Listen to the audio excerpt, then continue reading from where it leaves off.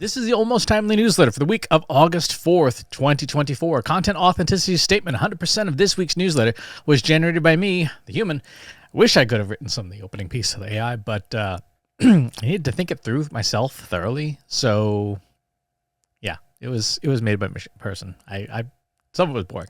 I wanted to use AI, but no. All right. What's on my mind this week? Let's answer this question. What is the ROI of AI? Benjamin Franklin said in 1748, in advice to a young tradesman, remember that time is money. So let's talk about the ROI of AI today.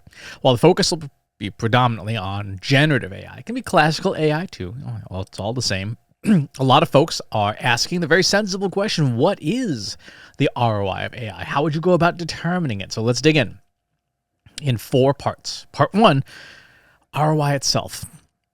What's the ROI of, insert the thing here, is an age-old question. Those folks with hair my color probably remember questions like, what's the ROI of a website, to skeptics in the 1990s, right? Putting up websites, people are like, oh, the internet's a fad. What's the ROI of social media in the 2000s? What's the ROI of a mobile whatever in the 2010s, and so on and so forth? Sometimes these questions are asked in good faith, right? Someone's just trying to figure out how much should I invest in a platform or a strategy. Other times, for more conservative folks, it was asked in bad faith as a way to shut down any kind of initiative, shut down debate, to shut people up. Oh, show me the ROI or we're not doing it. Well, okay, well, people did that. People still do that. The amusing thing is that most people get ROI wrong. ROI, return on investment, is a financial calculation. It is expressed in either dollars or percentages, and there is no substituting anything in the equation. ROI is or is not ROI, return on investment. There are a lot of people who love things like return on, buzzword here. That's just nonsensical. So here's the equation. Earned minus spent divided by spent is ROI. That's it. That is ROI. To calculate the ROI of anything, you need to know what you earned and you have to know what you spent. And if you have that, you can calculate it, and you would express it in a percentage, like our ROI on this campaign was 12%. For every dollar we invested, we got $1 back plus 12 cents. Or our ROI was 16%. For every 100 euros we spent, we got 116 euros back. Whatever the thing is, that's ROI. If you don't have those numbers, earned and spent, you cannot calculate ROI. Period. End of story. Now, a fair number of folks use the term ROI when they really mean value, right? That's imprecise. It's incorrect. The value of AI is different than the ROI of AI. Things can have value that you might not be able to express in monetary terms, right? Just because something is valuable doesn't mean it has a dollar amount attached to it, and that's okay. For example, suppose you're running for office, right? You're running a campaign to get someone elected to office. There's a clear, measurable binary outcome. Either the person is elected or not, right? You can measure that. But that result is not financial in nature. It is a number, but it's not money, unless the person is corrupt, and then you start measuring bribes later, I guess. But in this instance, there is a quantifiable value. Elected, not elected. There is no ROI. So here's something else that is rarely discussed with ROI. Even when you have the numbers, it's not always an appropriate measurement. It's one of the ways that you can measure things, but it is not the best measurement. It is a measurement. And like any measurement, there are times when it's appropriate to use and times when it's not. ROI is best suited for low resource environments. When you have very limited resources and you need to make every dollar or kroner or a euro count, you use it to judge whether or not something is worth investing in, because you have so few resources. You're like, I only have $100 to spend this month. What am I going to spend it on? Not every scenario or situation is a low resource environment. There are plenty of companies that are in growth mode, who want to acquire audience or customers regardless of cost, or cost is at least a secondary consideration, right? There are companies like, we need market share. We've got a round of investment for our investors. We need market share more than anything. Let's go get market share. If it costs us, $200 a lead to acquire a lead, and we're only going to make $100 on them in the first year, that's fine. We'll make it up in future years. Let's just get audience. In those situations, ROI is the wrong metric. It's a wrong choice, right? Your metric there is a growth number. How many new customers do we have? In situations like that, if you use ROI as a measure of success, it might unnecessarily constrain your strategy. It might handicap you from being able to grow as quickly as you want, and it would be an inappropriate measure of success. So know that ROI is a metric, but it's not the metric. Let's talk about part 2 now, calculating ROI. And this is the part where I wish I had written this with AI, but I did not. Because, again, we have to think these things through. When you use generative AI, just do something flat out. You don't really think it through. Let's talk about calculating ROI. It seems pretty simple. Earned minus spent divided by spent. That fits on a sticky note, right? The challenge is, what does it mean and how do you calculate it? Earned is the gross revenue earned by a particular thing, a strategy, a tactic, a technology.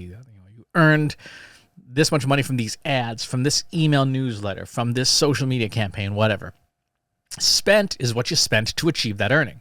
That sounds really simple, and it is at a top level simple, except it really, really isn't.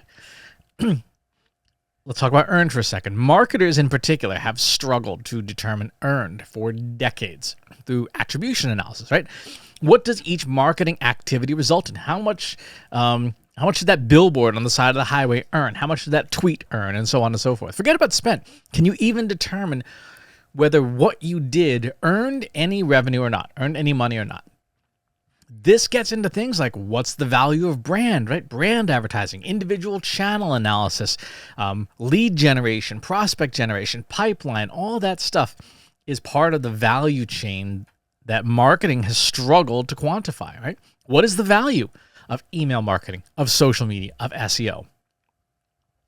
There was a brief, glorious period of time for about 5 years in the mid-2010s when digital attribution was something that the average non-technical marketer could do with a reasonable level of confidence. Tools like Google Analytics, their universal analytics software, and total disregard for individual privacy allowed marketers to get a sense of what was working, right? From 2011 to 2016, it was the golden years for attribution analysis because marketers just blatantly disregarded people's privacy, did all sorts of things with their personal data that they shouldn't have, but they got an amazing view of the customer.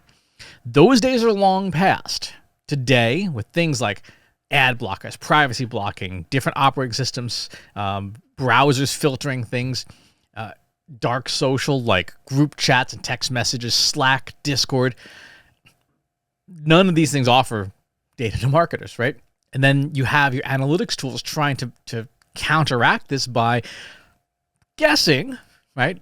They'll have fancy terms like AI-powered imputation and inference. Guessing. It's guessing.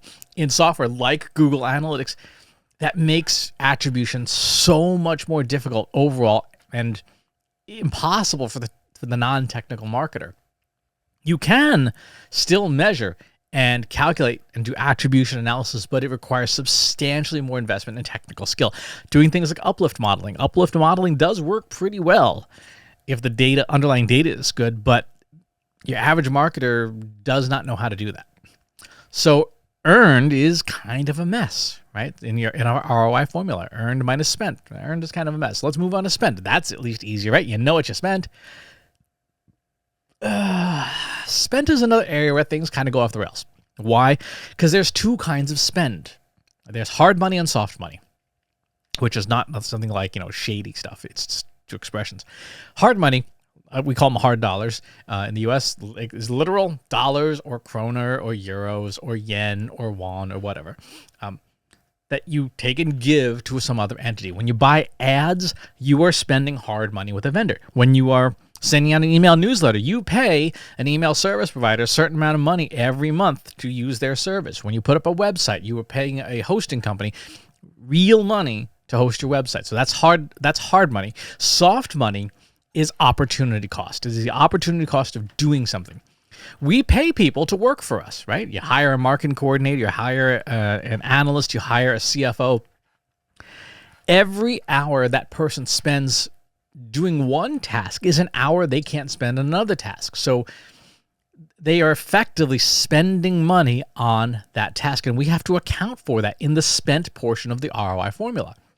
Let's say someone's in charge of writing social posts, and their hourly rate works out to be, I don't know, $30 US per hour.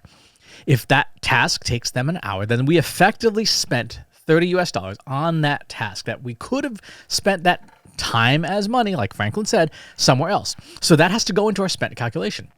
This soft money can dramatically change our ROI computations. Let's say, as an example, you spent $5,000 on Facebook ads and you earned $7,500 in gross sales. So far, just from those numbers, our ROI would be $7,500 minus $5,000 divided by 5,000. That's a 50% ROI. That's terrific, right? For every dollar you spent or every euro you spent or whatever, you earned it back plus 50 cents. Good job, right? But it took, to get that campaign off the ground, a meeting of the marketing team to decide what ads to run, which was an hour-long meeting with 5 people in it, right? There's 5 hours of time. The creative team had to design the digital assets, which was a design that took 4 hours of design time plus 2 rounds of revisions for a total of 8 hours.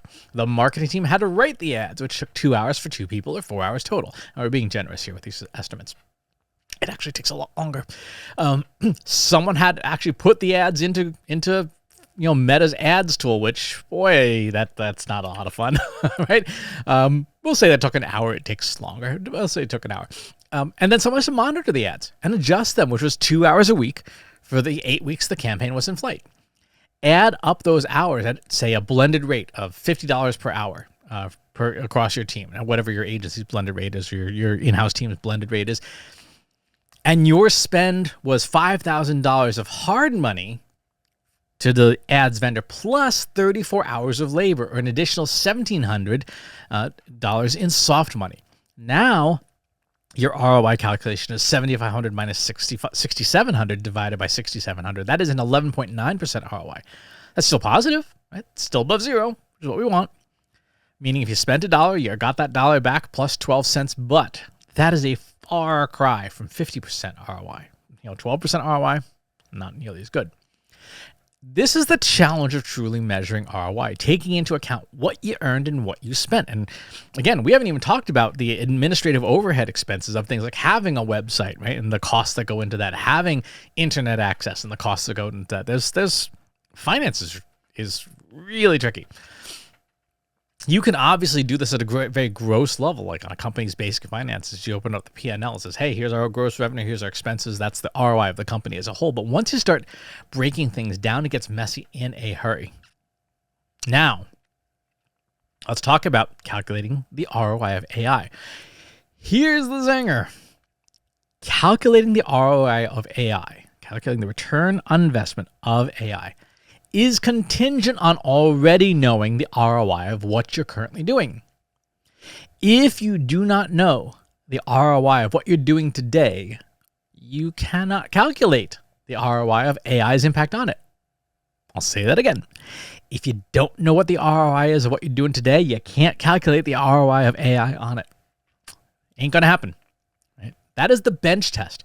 When a stakeholder says, hey, what's the ROI of AI? Say, okay, well, show me the spreadsheet that has our current ROI for anything that we're doing right now.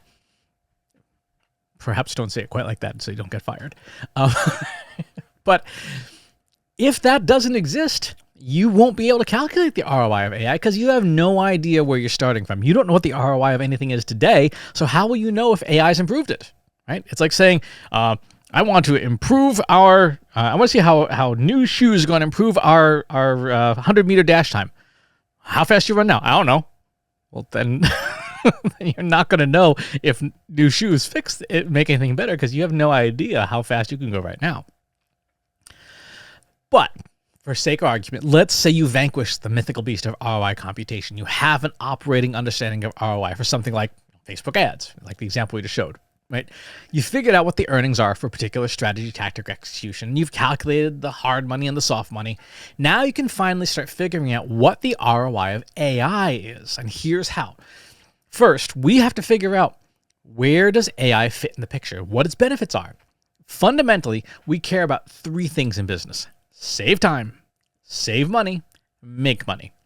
When we save time from our ROI equation, we fundamentally reduce the soft money cost in any process. If a task takes 10 hours and we're paying a rate of $50 per hour for a person to do that task, and we can reduce that task to 5 hours, we save 5 hours, $250 in soft money through that time savings. And that will impact our ROI equations. When we save money, well, that's pretty obvious. We're just spending less. When we make money, either we are innovating and creating new income, new lines of income, new products, new services, new ways for people to use the service, or we're optimizing, we're getting more income out of the lines of business we already have, the ways we already make money. A real simple example. If you used AI you write books and used AI to write a new book, you're basically giving people an upsell. Hey, here's a new book. If it took you less time, but you've got a new book, you can make more money. So how might this apply to the very tactical process of running something like Facebook ads? Because we just did the math on that. Remember that $1,700 chunk of money, of soft money, that reduced our ROI from 50% to 12%? If we can reduce the amount of time spent, we reduce the soft money cost, and our overall campaign ROI goes up. If we generate ad copy or ad design using AI that performs better in testing and in deployment than our current ads, people like the AI-based ads better, then that performance brings in more revenue to get people to convert more better. We earn more money, our ROI goes up. If we improve our targeting, our audience understanding to the point where we can reduce our ad costs, then we reduce the hard money cost, right? If we use more sophisticated AI to do better targeting and we load very specific audiences into an ads tool, we can cut our costs because we're more refined in our targeting. You would think this would be built into ad platform software, but it isn't. Ad platforms inherently have a bias towards getting us to spend as much money as possible with them, not get the greatest possible results. This is a common criticism of many big ad tech companies. The smart bidding algorithms are smart, and they do a great job of making money for the ad platform. Anyway, once we identify where we can put AI to use in one or more of these three dimensions, save time, save money, make money, we can measure the change. Let's go back to our Facebook ads example. That meeting of the marketing team to decide what ads to run, which was an hour for 5 people, that's probably not going to change, right? People love their meetings. Hopefully, it'd be nice if you could cut that meeting out, but people love their meetings. Let's say we use AI to generate most of the ad creative, which cuts down from, say, 8 hours for the design team to 4 hours, because revisions and reviews still takes time. The designer might get a good candidate out of AI and then just touch it up. Let's say AI writes all the ad copy, which is super skilled at these days, with a very skilled prompt and or appropriate infrastructure setup. You're going to cut that part down to like 5 or 10 minutes. You still need someone to put the ads into the Meta Ads Business Manager, which took an hour, and that's not going to change unless you do it via API or whatever. And you still need someone to monitor the ads and adjust them, which was 2 hours a week for the 8 weeks that the campaign was in flight. That's also probably not going to change. So you go from 34 hours of labor to 26 hours of labor, which is a savings of 8 hours. At a blended rate of $50 an hour, our cost drops. Our soft money cost drops from $1,700 to $1,300. That's a savings of $400. Obviously, if we can trim back more, like dramatically shorten that initial meeting or change how we do ad monitoring, we can find additional savings. And there are ways to do that, but for the sake of this example, let's just not go there right now. Let's also say that our ads perform better. Instead of earning $5,000, our AI ads are so appealing that they earn $6,000 on a campaign because AI helped write more compelling ads. If we add up the savings in soft money plus the increase in income, we have a total of $1,400 that AI changed for the better.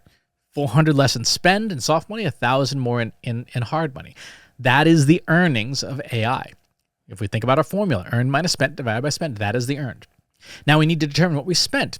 If we're using foundation models like ChatGPT's GPT-4 Omni model or Google Gemini or Anthropic Claude, and very skillful prompting, probably spending like $50 a month per user on the tools. If we're using AI, APIs and programmatic AI, the costs might be higher based on how many API calls we're consuming. Your dev and IT teams will help you figure out what that is. Let's say, for the sake of example, we have a ChatGPT team subscription and 4 seats. That's $100 a month. Let's say we also consume $100 of API calls from a script that we are using to mass generate Facebook ads. That's $200 a month in costs. If you plug that into our ROI formula, our ROI of AI in this example is $1,400 earned minus $200 spent divided by $200 spent. That's 600%. Thus, our ROI of AI here in this example is 600%. For every dollar we spent, we got that dollar back plus 6 more. But that's pretty good. Suppose, though, let's say the ads didn't earn more. If we just went with the time savings, our ads didn't perform any better. They was, they all sucked, but they still got the $5,000. You would have $400 in soft money saved minus $200 in costs divided by $200. That's 100% ROI. That's for every dollar spent. You get that dollar back plus another dollar. That's not 600%. That's still okay, right? 100% ROI is still decent. This is how most organizations are probably going to find the ROI of AI. And because it lacks that income side, that earn side, and focuses just on the saving side alone, this is like, I would call it the worst case scenario ROI for AI. And it's still positive, right? So at a baseline, ROI is saving you soft money. And you can prove that through how you use time, how you track time. I'll give you an example from a recent talk I did about time savings-based ROI. I was writing a prompt recently for a client to help their PR team build pitch ideas based on a piece of content that they were given. For those who don't know, I worked at a PR firm for 5 years prior to starting Trust Insights with Katie Robert. I sat in on many of these pitch idea meetings. For one set of pitch ideas for a client, not the pitching itself, not the smile and dial, just the ideation, the cost that was billed to a client, and I have this from my notes from the old days, was $12,000 for 66 hours of a team's time at an agency blended bill rate of $182. Why? Because there was meeting prep and brainstorming and drafting pitches, pitch reviews, second round of pitch drafts where everyone gets together in the room and reviews their stuff, brainstorms off of each other, do a final review and send it over to the client. $12,000. $12,000 for that. That same process I replicated in Google's Gemini for my client's PR team. The client, to give an idea of how it turned out, the client was thrilled. They were very, very happy with the outcome. They thought the ideas were quite effective, and they want to do more of it. Right? So we know that we're at parity in terms of the quality of outcome. The human-led and the AI-led, the client judged them to be of equal quality. So we're good there. The same process that took a team of humans, 7 humans, 66 hours in my agency days, took Gemini 1 minute and 52 seconds. At an agency bill rate of $182 an hour, that was $5.66. Right? What's the ROI of AI for this case? It's the cost difference as the earnings minus the expense of AI. Even if I use the highest bill rate that I charge, which is $1,000 an hour, the cost would be $33 to run the software. Now, let's be generous and say it took me 3 hours to build and test the software, right? Because it didn't come out of nowhere. It had to be built. It did not take that long, but let's say it did. And that cost $3,000. What's the ROI of AI? Well, earned is what the client didn't spend on the old way, which is $12,000. Spent is what the client spent on the new way, which is $3,033. That ROI is a 296% ROI. For every dollar the client spent the old way, they earned, aka saved, that dollar plus $2.96 additional on this run of the project. Here's the difference. They can now take this project, the software that we built, and reuse it over and over and over again to generate idea after idea. They don't need to convene a meeting and spend 66 hours on the next set of ideas. They can just hit go. Here's the new thing. Make a new thing.